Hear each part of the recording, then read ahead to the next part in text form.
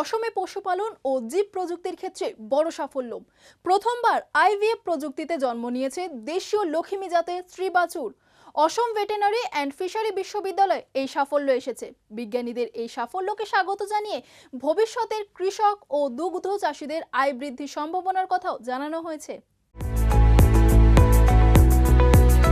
পশুপালন ও জীব প্রযুক্তির ক্ষেত্রে বড় সাফল্য পেল অসম। রাজ্যের দেশীয় লক্ষ্মী গরুর জাতের প্রথম আইভিএফ জন্ম নেওয়া স্ত্রী বাছুরের জন্ম হয়েছে অসম ভেটেরিনারি অ্যান্ড ফিশারি বিশ্ববিদ্যালয়ে। এই ঘটনাকে বিশ্বের প্রথম আইভিএফ জাত লক্ষ্মী স্ত্রী বাছুরের জন্ম হিসেবে তুলে ধরা হয়েছে। গুয়াহাটির খানাপাড়ার বিশ্ববিদ্যালয়ের কলেজ অফ ভেটেরিনারি সায়েন্সের আইভিএফ ল্যাবরেটরিতে এই সাফল্য এসেছে। ল্যাবরেটরিটি কেন্দ্রীয় সরকারের রাষ্ট্রীয় গোকুল মিশনের সহায়তায় তৈরি হয়েছে। বিশ্ববিদ্যালয়ের গবেষণায় লক্ষ্মী সহ বিভিন্ন দেশীয় গরুর জাতের ভ্রূণ তৈরির কাজ চলছে।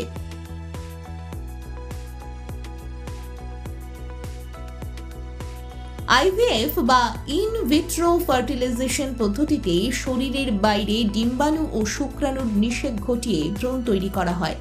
পরে সেই ভ্রূণ উপযুক্ত স্ত্রী গরুর জরায়ুতে প্রতিস্থাপন করা হয়। এই প্রযুক্তির মাধ্যমে ভালো জেনেটিক বৈশিষ্ট্য থাকা গবাদি পশুর সংখ্যা তুলনামূলক দ্রুত বাড়ানো সম্ভব। লক্ষ্মী অসমের নিজস্ব দেশীয় গরুর জাত এবং রাজ্যের গুরুত্বপূর্ণ পশু সম্পদের অংশ। অসম ভেটেরিনারি অ্যান্ড ফিশারি বিশ্ববিদ্যালয়ের তথ্য অনুযায়ী লক্ষ্মী জাতটি দেশের স্বীকৃত দেশীয় গরুর জাতগুলির মধ্যে রয়েছে।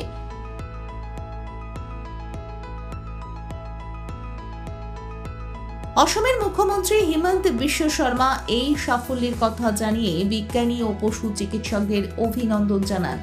তার মতে এই প্রযুক্তি দেশীয় গরুর জাত সংরক্ষণ, রোগ নিয়ন্ত্রণ এবং দুধ উৎপাদন বাড়াতে সাহায্য করতে পারে।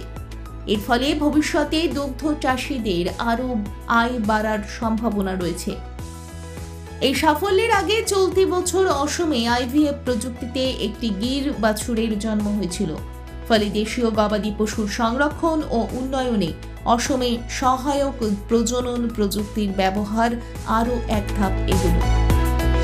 দেখুন এই সময়ের তথ্য ও চিত্র প্রতিদিন রাত ৯টায় ও সকাল ৮টায় শুধুমাত্র চ্যানেল ওয়ানে।